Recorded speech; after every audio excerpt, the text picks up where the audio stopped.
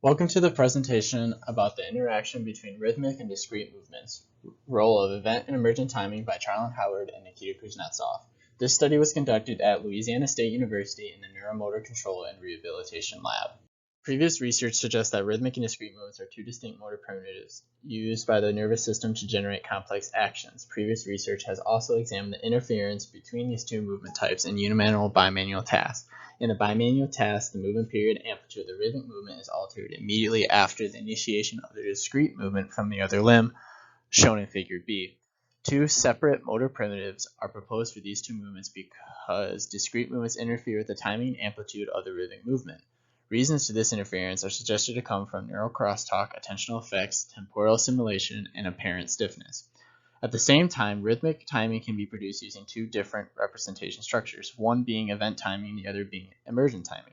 Event timing is classified as having an explicit representation of the temporal interval defined via neural coding. Emergent timing is classified as having an implicit representation of the temporal interval defined via limb dynamics.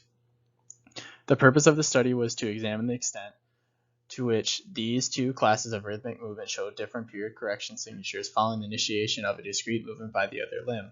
We hypothesized that when no tactile feedback is present, the movement should represent an emergent timing pattern resulting in slower or little to no period correction to perturbation.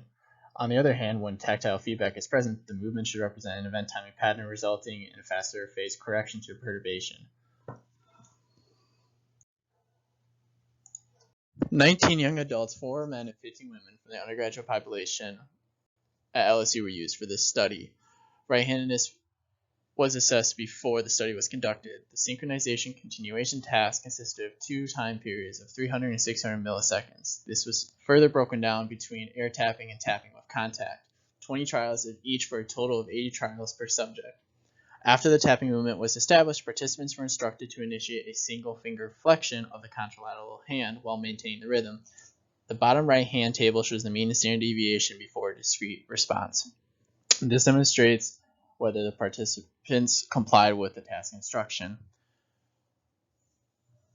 There are also two examples of vertical fingertip movements from the motion capture of contact tapping and air tapping. Vertical line represents the discrete movement of the opposite hand. For each time series, we calculate the taps using velocity criteria, and then from those taps, we identify the movement period. The positive numbers show movement cycles after the perturbation cycle, and negative numbers represent movement cycles before the perturbation. +1 contains the perturbation event. The four left graphs show the four patterns of change in movement period after discrete movement initiation.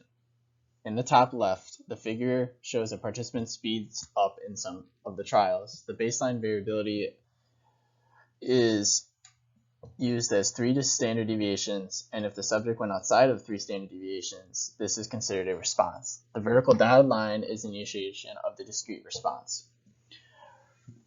Percentage of individual trials showing no change was 77.5%, slowing down was 15.3%, speeding up 7.2%.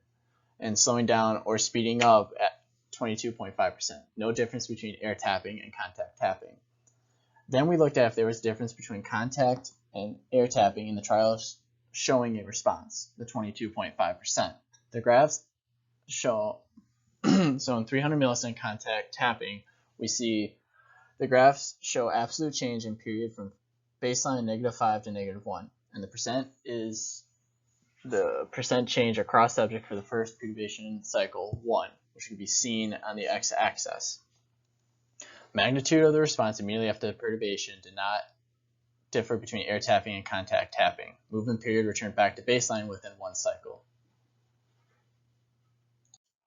On one hand, these results suggest that the nature of interference between discrete and rhythmic movements is independent of the timing structure of the rhythmic movement. Higher order attentional factors may interrupt the rhythm regardless of its underlying timing structure.